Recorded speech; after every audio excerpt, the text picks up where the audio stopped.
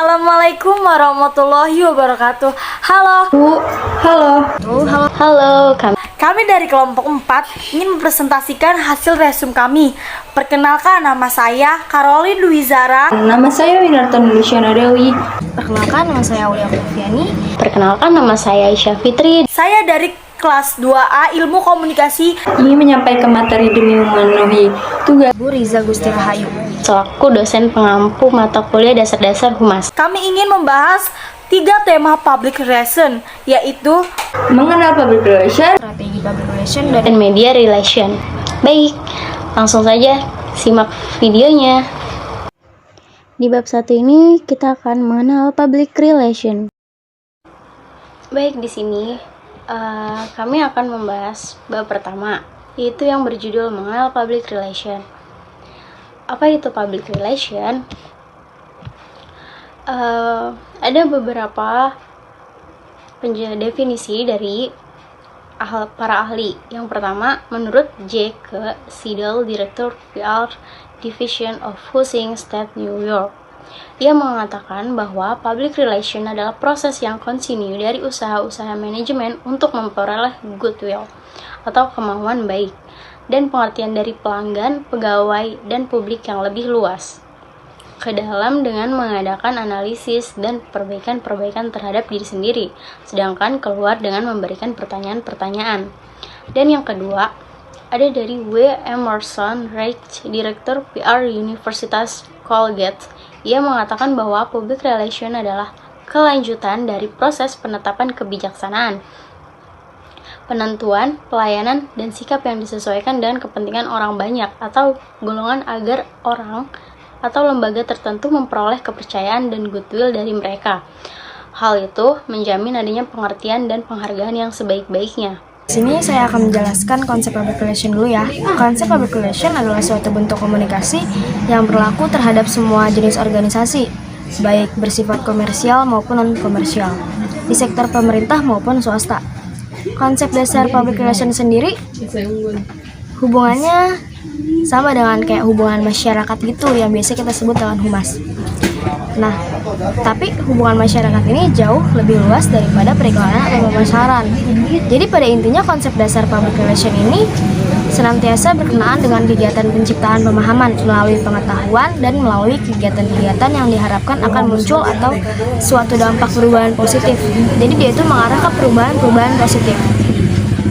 Nah, konsep lainnya dari public relation itu sebagai interpreter management, bahwa public relation dalam internal maupun eksternal harus mampu dalam 5 konsep nih. Yang pertama itu konsep kebijaksanaan sosial, penerapan falsafah sosial. Yang kedua itu ada konsep manajemen, administrasi, dan fungsional. Yang ketiga itu ada konsep operasional atau integrasi. Yang keempat itu ada konsep ekologi, lingkungan, atau relasi. Yang terakhir itu yang kelima konsep sistem komunikasi, teknik komunikasi, atau pola berpikir.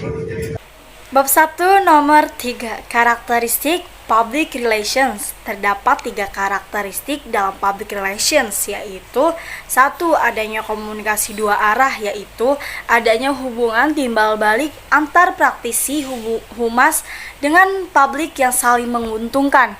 2.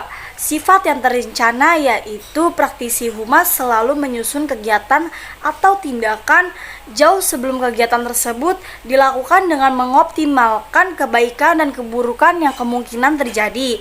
3. Berorientasi pada organisasi, yaitu praktisi humas akan selalu bekerja yang terbaik untuk organisasinya. dan materi yang keempat adalah peran utama public relation. Peranan adalah pelaksanaan dari peran, sedangkan peran adalah wujud dari fungsi. Peranan public relation dalam suatu organisasi atau perusahaan tentu sangat penting, karena keberhasilan suatu organisasi dalam mencapai misi dan tujuannya ditentukan oleh peranan dan kegiatan public relation.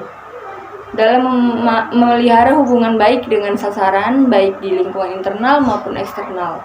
Ada 4 poin penting peran utama public relation yang pada intinya adalah yang pertama sebagai komunikator atau penghubung antara organisasi atau lembaga yang diwakili dengan publiknya. Yang kedua membina relationship, yaitu berupa membina hubungan yang positif, saling menguntungkan dengan pihak publik. Yang ketiga ada peranan backup management, yakni sebagai pendukung dalam fungsi manajemen organisasi atau perusahaan. Dan yang keempat membentuk corporate image, artinya peranan public relation adalah bagaimana membina hubungan harmonis antara organisasi dengan publiknya. Dan metode selanjutnya yaitu public relation adalah halayak sasaran dari PR yang biasa juga disebut dengan stakeholder, yaitu kumpulan orang-orang atau pihak-pihak yang berkepentingan terhadap perusahaan, yaitu ada 7 unsur. Yang pertama ada pemegang saham, yang kedua ada karyawan dan manajemen, yang ketiga ada keluarga karyawan, yang keempat ada kreditor, yang kelima ada konsumen, yang keenam ada pemasok, dan yang terakhir ada komunitas pemerintah. Dari stakeholder tersebut perlu diklasifikasikan sebagai berikut. Yang pertama public internal dan public external. Public internal sendiri adalah publik yang berada di dalam perusahaan, misalnya para karyawan, satpam, penerima telepon, supervisor. Sedangkan publik eksternal adalah mereka yang berkepentingan terhadap perusahaan dan berada di luar perusahaan, misalnya penyalur, pemasok, bank, pemerintah, komunitas, dan pers. Yang kedua, publik primer, sekunder, dan marginal. Yang paling penting disebut publik primer, yang kurang penting disebut publik sekunder, dan yang paling diabaikan adalah publik marginal. Urutan-urutan dan prioritas publik di setiap perusahaan berbeda. Meskipun industrinya sama, urutan-urutan tersebut juga memungkinkan untuk berubah dari tahun ke tahun. Yang ketiga ada publik tradisional dan masa depan. Karyawan dan konsumen bisa dimasukkan ke dalam publik tradisional. Sedangkan untuk publik masa depan antara lain adanya mahasiswa, peneliti, konsumen, dan pejabat pemerintah. Bab 2, strategi public relation. Dan adapun bab 2 yang membahas mengenai strategi public relation. Dalam strategi public relation itu adanya citra. Apa itu citra? Citra perusahaan adalah kesan, perasaan, gambaran atau persepsi publik atau konsumen terhadap organisasi atau perusahaan yang berhubungan dengan nama bisnis, arsitektur, variasi dari produk, tradisi, ideologi, dan kualitas yang sengaja diciptakan sebagai cerminan dari identitas sebuah organisasi atau perusahaan. Citra perusahaan ini merupakan campuran dari aspek fungsional dan emosional, yaitu pengalaman terdahulu antara konsumen dengan perusahaan. Citra perusahaan diperlukan untuk mempengaruhi pikiran pelanggan melalui kombinasi dari periklanan, humas, bentuk fisik, kata mulut, dan berbagai pengalaman aktual selama menggunakan barang dan jasa. Citra perusahaan merupakan salah satu aset terpenting yang selayaknya harus terus-menerus dibangun dan dipelihara. Citra yang baik merupakan perangkat kuat bukan hanya untuk menarik konsumen dalam memilih produk atau perusahaan, melainkan juga dapat memperbaiki sikap dan kepuasan pelanggan terhadap perusahaan. Adapun definisi dan pengertian citra perusahaan dari beberapa sumber buku. Yang pertama menurut Somerto dan Adianto, citra perusahaan adalah kesan perasaan dan gambaran dari publik terhadap perusahaan, kesan yang sengaja diciptakan dari suatu objek, orang-orang, atau organisasi. Dan yang kedua menurut Canton 2012, citra perusahaan adalah kesan, perasaan, gambaran dari masyarakat atau publik terhadap perusahaan, kesan yang dengan sengaja diciptakan dari suatu produk atau jasa yang ditawarkan. Dan yang ketiga menurut Coulter dan Keller 2009, citra perusahaan adalah persepsi masyarakat terhadap perusahaan yang berhubungan dengan nama bisnis, arsitektur, variasi dari produk, tradisi, ideologi, dan kesan pada kualitas yang dikomunikasikan oleh setiap karyawan yang berinteraksi dengan klien organisasi. Kelima, menurut Jafsir 2009, citra perusahaan adalah presentasi penilaian-penilaian dari konsumen, baik konsumen yang potensial maupun konsumen yang kecewa, dan termasuk kelompok-kelompok lain yang berkaitan dengan perusahaan seperti pemasok, agen, maupun para investor. Dan yang terakhir menurut Casali 2003, citra perusahaan adalah sebuah cerminan dari identitas sebuah organisasi atau perusahaan. Dalam sebuah perusahaan mampu memiliki beberapa citra yang berbeda-beda di mata publik. Adapun fungsi citra perusahaan. Citra perusahaan merupakan kesan objek terhadap perusahaan yang berbentuk dengan memproses informasi setiap waktu dan berbagai sumber informasi yang terpercaya. Menurut Kandi, citra perusahaan memiliki beberapa fungsi, yaitu yang pertama, menceritakan harapan bersama kampanye pemasaran eksternal, citra positif yang memberikan kemudahan bagi perusahaan untuk berkomunikasi dan mencapai tujuan secara efektif. Sedangkan citra negatif sebaliknya. Dan yang kedua, sebagai penyaring yang mempengaruhi persepsi pada kegiatan perusahaan. Citra yang positif menjadi pelindung terhadap kesalahan kecil, kualitas teknik, atau fungsional. Sedangkan citra negatif dapat memperbesar kesalahan tersebut. Dan yang ketiga, sebagai fungsi dari pengalaman dan harapan konsumen atas kualitas pelayanan perusahaan. Dan yang terakhir, mempunyai pengaruh penting terhadap manajemen atau dampak internal citra perusahaan yang kurang jelas dari nyata mempengaruhi sikap karyawan terhadap perusahaan. Adapun jenis-jenis citra perusahaan menurut Sutojo 2004, ada 3 jenis. Yang pertama, citra eksklusif, yaitu citra yang dapat ditonjolkan pada perusahaan-perusahaan besar. Dan yang kedua, ada citra inovatif, citra yang menonjol karena perusahaan tersebut pandai menyajikan produk yang model dan desainnya tidak pasaran. Yang ketiga, citra murah meriah, yaitu citra yang ditonjolkan oleh perusahaan yang mampu menyajikan produk dengan mutu baik, tapi harganya murah. Citra perusahaan itu sendiri terbagi menjadi 5 jenis menurut Anggoro 2008. Yang pertama, ada citra bayangan. Citra ini melekat pada individu dalam atau anggota-anggota organisasi mengenai anggapan pihak luar tentang organisasinya. Dalam kata lain, citra bayangan ini adalah citra atau pandangan individu dalam mengenai pandangan luar terhadap organisasinya. Dan yang kedua, ada citra yang berlaku. Citra yang berlaku adalah suatu citra atau pandangan yang melekat pada pihak-pihak luar mengenai suatu organisasi. Yang ketiga, citra harapan. Citra harapan adalah suatu citra yang diinginkan oleh pihak manajemen atau suatu perusahaan. Dan keempat, citra perusahaan. Citra perusahaan adalah citra dari suatu organisasi secara keseluruhan, bukan citra atau produk dan pelayanan saja. Citra perusahaan terbentuk oleh banyak hal-hal positif, dapat meningkatkan citra perusahaan, antara lain sejarah atau riwayat hidup perusahaan yang gemilang. Ya, dan yang terakhir adalah citra majemuk. Setiap perusahaan memiliki banyak unit dan pegawai. Masing-masing unit dan pegawai memiliki perangai atau perilaku tersendiri, sehingga secara tidak langsung akan memunculkan suatu citra yang belum tentu sama dengan citra perusahaan secara keseluruhan. Nah, sekarang saya akan menjelaskan strategi pembentukan citra perusahaan. Strategi citra perusahaan sekarang itu berperan penting dalam sebuah perusahaan. Public relation itu memiliki tugas menciptakan atau mempertahankan citra positif di hadapan publik perusahaan. Nah, di era globalisasi zaman sekarang ini kan kayak adanya pembaruan-pembaruan. Jadi dia itu lebih ke media. Nah, media itu bisa dijadiin strategi dari pembentukan citra perusahaan nih. Jadi, strategi perusahaan sekarang itu bisa diambil dari media. Bab 2 nomor 3. Apa itu opini publik dan pengaruh dalam perusahaan? Definisi opini publik adalah sekumpulan pandangan individu terhadap isu-isu yang sama. Opini publik dijumpai di antara publik atau sekelompok orang yang berkomunikasi yang memiliki kepentingan yang sama. Mereka secara kolektif menganut pandangan tentang suatu isu, mengapa isu itu menjadi perhatian, dan apa yang harus dilakukan dalam situasi itu. Proses ini berlangsung secara terus-menerus. Catlip Center dan Broom 2006 dalam mendeskripsikan dan memahami opini publik membutuhkan pengukuran sensitivitas dan ke dalam yang lebih luas, bukan sekedar menggunakan pertanyaan yang tidak baik seperti yang dipakai jajak pendapat melalui telepon. Opini publik merefleksikan proses dinamis dan komunikasi interpersonal secara media. Isu-isu di kalangan kelompok orang yang mempunyai kapasitas untuk bertindak dengan cara yang sama, dan ini menjadi penting untuk memahami opini publik. Catlip Center dan Broom 2006.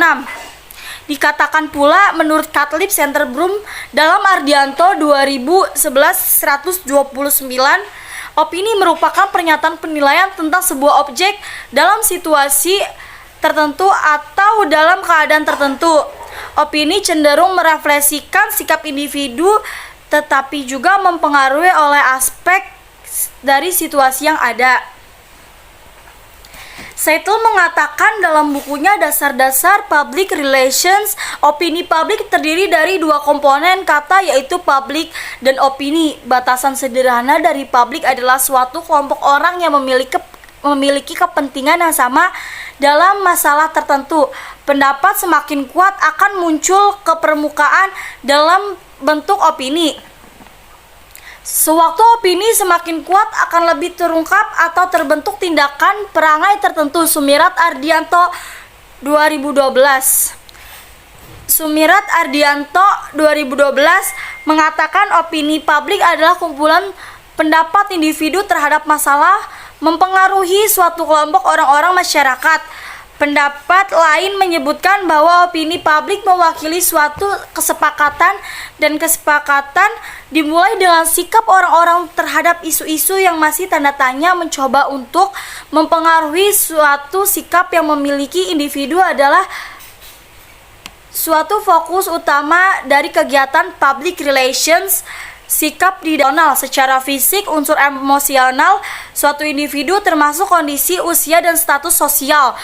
B. Kultural, lingkungan, dan gaya hidup dalam area geografi tertentu. C. Pendidikan, tingkat dan kualitas pendidikan seseorang. Menurut Catlip Center dan Broom dalam Ardianto 2011, 129 antara sikap dan opini umumnya dibedakan dengan dua cara. Pertama, opini umumnya dianggap sebagai respons verbal dan jelas terhadap stimulus spesifik sebuah isu, sedangkan sikap adalah kecenderungan umum yang lebih mendasar untuk memberikan respons mendukung atau menolak serangkaian stimulus. Opini biasanya bersifat situasional, sedangkan sikap lebih lama melekat dalam diri seseorang dalam berbagai situasi. Kedua, kandungan opini dianggap lebih banyak sisi kognitif ketimbang efektifnya. Sikap adalah orientasi intuitif yang cepat, sedangkan opini adalah pilihan yang dipikir masa-masa untuk melakukan sebuah tindakan dalam matriks sosial.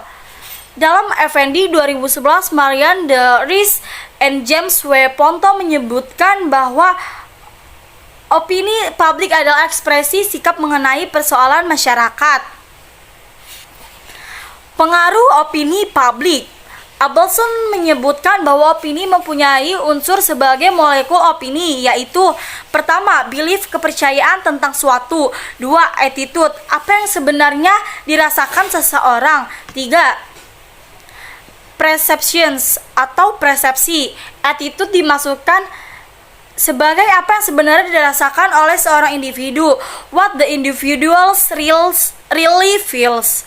Opinion lebih dimaksudkan sebagai apa yang dinyatakan oleh seseorang melalui pernyataan, what the individuals say or pass on. 2012, 109 equation. Sumirat and Ardianto, Wilcox dan kawan-kawan menyebutkan dalam Ardianto 2011 130 pentingnya event peristiwa dalam membentuk opini publik, yaitu A. Opini sangat mudah timbul terhadap peristiwa yang membawa dampak lebih luas bagi publik atau segmentasi publik tersebut. B. Pada umumnya opini publik tidak mengantisipasi peristiwa tetapi hanya bereaksi terhadap peristiwa. C. B. Pada umumnya opini publik tidak mengantisipasi peristiwa tetapi hanya bereaksi terhadap peristiwa. C. Peristiwa memicu terhadap opini, kecuali jika orang menyadari suatu isu, mereka tampaknya tidak merasakan kepentingan atau memiliki suatu opini. Kesadaran dan diskusi mendorong kristalisasi opini dan sering konsensus di antara publik. Pengaruh opini publik menurut Hadley Centril seperti dikutip Seitel dalam Sumirat dan Ardianto 2012 109-110 berisikan apa yang disebut dengan the 15 laws of public opinion, yaitu opini sangat sensitif terhadap berbagai peristiwa penting. B. Peristiwa-peristiwa yang besar luar biasa dapat mengubah opini publik seketika. Opini publik itu tidak akan stabil sebelum peristiwa itu menunjukkan perkembangan yang pasti. C. opini secara umum lebih banyak ditentukan oleh peristiwa daripada kata-kata, kecuali kata-kata itu merasakan suatu peristiwa. Keempat, ada opini publik dan pembentuk citra di ruang cyber. Pada bagian ini membahas tentang opini publik di era digital, dimaksudkan agar dapat memahami bagaimana opini publik dan pembentukan citra dapat dijalankan oleh public relation di era digital ini, tanpa mengabaikan kepentingan publik. Meskipun perkembangan era digital saat ini mengalami kemajuan teknologi dan informasi, namun kehadiran teknologi informasi juga berpeluang atas pemanfaatan media yang tidak tepat. Pembahasan pada bagian ini lebih terfokus pada penjabaran tentang opini publik dan pembentukan citra di era digital. Meski demikian, saya menghadirkan fenomena post-truth sebagai konteks, agar menjadi pertimbangan dalam setiap aktivitas public relation yang dijalankan di lingkungan cyber. Kemudahan akses ke internet dapat memberi kesempatan yang sangat terbuka luas bagi organisasi dalam melaksanakan fungsi public relation, khususnya fungsi publikasi dan komunikasi publik yang dilaksanakan dalam kegiatan pembentukan opini dan membangun citra organisasi. Karena itulah saya berpendapat bahwa pembentukan citra dan opini publik dalam konteks sebagai bagian dari aktivitas public relation yang dijalankan dalam ruangan media cyber juga harus mempertimbangkan atas asumsi teori-teori dasar pembentuk opini publik. Sebagaimana revisi yang telah dilakukan dalam studi media baru, hanya saja revisi terhadap asumsi teori ini harus menyesuaikan terhadap kebutuhan perkembangan public relation. Di bagian selanjutnya ada pembentuk opini publik di ruang cyber. Salah satu tujuan public relation adalah membangun hubungan harmonis antara organisasi dengan publik. Maka pengembangan terhadap opini publik dipandang penting karena proses pembentukan opini itu semestinya dilakukan sebagai lebih menyenangkan, sehingga pemahaman tentang proses pembentukan opini publik ini harus diawali dari perubahan sikap. Karena opini publik bukan suatu wujud yang dengan bentuk sifat yang nyata, tetapi merupakan sekumpulan keyakinan, ilusi, dan pandangan yang rasional dengan menggambarkan sikap individu-individu yang membentuk publik. Opini publik dijumpai di antara publik atau kelompok orang yang berkomunikasi dan memiliki kepentingan yang sama. Mereka secara kolektif menganut pandangan tentang suatu isu, mengapa isu menjadi perhatian, dan apa yang harus dilakukan dengan situasi tersebut. Proses itu juga jelas berlangsung secara terus-menerus, akan tetapi dalam praktiknya, baik itu periset maupun praktik PR, akan memotret opini publik, yakni membekukannya proses pada satu titik tertentu untuk mendeskripsikan serta membandingkan dengan opini di waktu yang lain. Mempertimbangkan beberapa pemahaman opini publik di atas, maka dapat dipahami bahwa opini publik merupakan sejumlah akumulasi pendapat individual tentang suatu isu dalam pembicaraan secara terbuka dan berpengaruh terhadap sekelompok orang. Opini publik terbentuk melalui suatu kegiatan berupa debat, pembicaraan, atau pertukaran informasi antara individu-individu yang berada dalam suatu kelompok. Dan dalam praktik public relation atau kehumasan untuk membangun citra positif perusahaan atau menggalang opini publik yang positif, ada 3 teknik. Yang pertama itu ada pressure, yang kedua itu ada membeli atau buying, yang ketiga ada bujukan atau persuasif. Membangun citra atau menggalang opini publik yang positif dapat dilakukan dengan cara yang wajar, yaitu dengan teknik persuasif atau bujukan. Artinya teknik ini akan berfungsi di mana untuk mengubah citra atau menggalang opini publik yang bermusuhan harus dilakukan dengan cara minimal, yaitu menetralisasi, bahkan bila perlu dilakukan rekayasa citra melalui the PR transfer process, yaitu membujuk untuk mengkristalisasi citra yang belum terbentuk di mana suatu tersebut mempunyai potensi tetapi masih laten, serta membujuk agar opini publik yang sudah menguntungkan diupayakan tetap dipertahankan. Jika diperlukan harus lebih ditingkatkan. Membangun citra perusahaan atau menggalang opini publik melalui tekanan biasanya lebih banyak menggunakan pengaruh, baik secara individu yang mempunyai kewibawaan atau karisma pribadi, berdasarkan kekuatan atau jabatan tertentu. Sedangkan melalui buying atau dengan membeli suara alias menyogok dengan sejumlah uang agar memperoleh dukungan atau citra baik.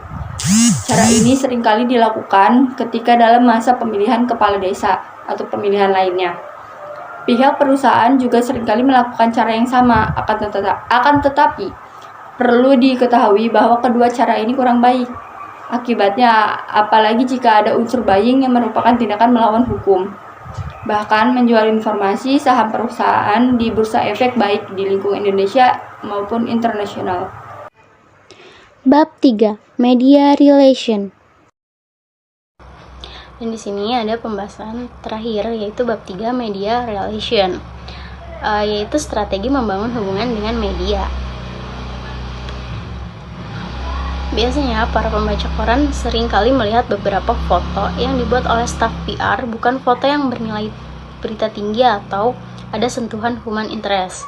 Seolah-olah foto humas atau buatan staf PR memiliki genre tersendiri yang selalu menggambarkan orang bersalaman atau duduk berjejer saat sedang menghadiri acara tertentu. Tak ada sentuhan jurnalistik di dalamnya. Foto seperti itu tak nyaman dipandang dan tak mengundang rasa ingin tahu lebih lanjut. Hanya untungnya dimuat di media massa. Kita tentu bisa membayangkan bagaimana halnya dengan foto-foto yang tak dimuat. Memang banyak yang menyatakan PR dan iklan adalah dua hal yang berbeda. Berkomunikasi sebagai kegiatan PR seperti melalui siaran pers tentu cuma-cuma, sedangkan iklan mesti dibayar. Berita tentang organisasi atau produknya dipandang lebih dipercaya dibandingkan dengan iklan tentang organisasi dan produknya. Dan ada lagi berita tentang organisasi, termasuk organisasi bisnis, diperlukan juga oleh media. Sebaliknya, organisasi bisnis membutuhkan media massa untuk berkomunikasi dengan publiknya. Artinya, kedua belah pihak sebenarnya saling membutuhkan. Tetapi, mengapa 99% siaran pers yang dibuat diabaikan media massa dan dibuang ke keranjang sampah? Tentu ada yang salah dengan siaran pers tersebut. Disinilah pentingnya kita memahami strategi yang bisa diterapkan dalam menjalankan media relation. Secara umum, kegiatan dalam media relation itu bisa dikategorikan menjadi publisitas dan periklanan. Keduanya meski tidak selalu menggunakan media massa untuk menyampaikan pesan pada publik dan stakeholder organisasi. Nah, sekarang kita akan menjelaskan apa sih kegiatan media relation itu. Media relation itu sebagai bagian dari public relation. Tentu saja mengikuti langkah-langkah standar dalam public relation tersebut.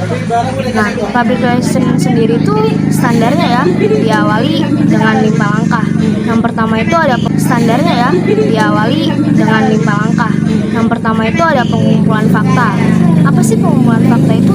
Pengumpulan fakta itu dilakukan dengan penelitian, menganalisis pemberitaan media atau membaca kecenderungan. Nama lainnya trend analysis. Nah, langkah kedua itu ada merupakan permasalahan. Permasalahan di situ maksudnya kayak kita merumuskan apa aja sih masalahnya. Nah, langkah ketiga itu perencanaan dan penyusunan program. Setelah kita merumuskan apa masalahnya, kita menyusun programnya. Gimana caranya agar citra itu menjadi baik. Nah, langkah keempat itu ada menjalankan rencana. Rencana itu kan sudah menyusun rencananya. Setelah itu kita melakukan tindakan dari rencana tersebut. Misalnya kayak meluncurkan iklan atau menyelenggarakan konfirmasi pers. Nah, langkah terakhir itu kita melakukan evaluasi. Setelah melakukan semuanya, kita akan melakukan evaluasi dari kegiatan-kegiatan tersebut untuk mengetahui nih apa sih kesalahannya. Itu juga berpengaruh untuk jangka panjang dan jangka pendek. Kalau misalnya kita bagus, kita akan dapat meyakinkan perusahaan tersebut dan kita akan dipercayai lagi untuk melakukan citra lagi. Seperti itu teman-teman. Terima kasih. Sekian dari saya. Wassalamualaikum warahmatullahi wabarakatuh. Bab 3 nomor 3 fungsi media relations. Ilmu manajemen menurut Ralph Carrill dan Alan C. Villay dalam bukunya Principles of Management dikatakan bahwa istilah fungsi tersebut menunjukkan suatu tahap pekerjaan yang jelas dan dapat dibedakan, bahkan terpisah dari tahapan dengan pekerjaan lain. Oleh karena itu, public relations dikatakan berfungsi dalam suatu organisasi atau lembaga apabila public relation tersebut telah menunjukkan suatu kegiatan yang jelas dan dapat dibedakan dari kegiatan lainnya. Dalam konsepnya, fungsi Public Relation Officer ketika menjalankan tugas dan operasionalnya baik sebagai komunikator dan mediator maupun organisator. Menurut Profesor Dr. Anders Onong Ochhajana, Effendi MA dalam bukunya Hubungan Masyarakat Suatu Komunikologis Bandung PT Remaja Rosda Karya 1992 adalah sebagai berikut. A. Menunjang kegiatan manajemen dalam mencapai tujuan organisasi. B. Membina hubungan harmonis antara organisasi dengan publik internal dan publik eksternal. C. Menciptakan komunikasi dua arah dengan menyebarkan informasi dari organisasi kepada publiknya dan menyalurkan opini publik kepada organisasi. Yang keempat ada penulisan press release. Press release adalah informasi dalam bentuk berita perusahaan yang disampaikan kepada pengelola pers atau redaksi media massa, yaitu TV, radio, surat kabar, dan majalah, untuk dipublikasikan dalam media massa tersebut. Penulisan press release layak muat apabila cara penulisannya seperti halnya wartawan menulis berita langsung atau straight news dengan gaya piramida terbalik. Dimulai dengan membuat lead atau teras berita atau kepala berita sebagai paragraf utama yang mengandung unsur 5W1H. 5W1H tersebut yaitu yang pertama ada what, apa yang terjadi, where, di mana terjadinya, when, kapan peristiwa tersebut terjadi, who, siapa yang terlibat dalam peristiwa tersebut, when, why, mengapa peristiwa tersebut terjadi, dan yang terakhir ada how, bagaimana berlangsungnya peristiwa tersebut. Ada 3 alasan mengapa piramida terbalik sangat penting dalam penulisan press release. Yang pertama yaitu pembaca dikategorikan sebagai orang sibuk atau mempunyai waktu yang singkat untuk mendapatkan berita-berita yang faktual. Yang kedua, redaksi media massa harus memotong press release tersebut tanpa mengurangi isi pokoknya. Yang ketiga, redaksi tidak mempunyai cukup waktu untuk membaca keseluruhan press release.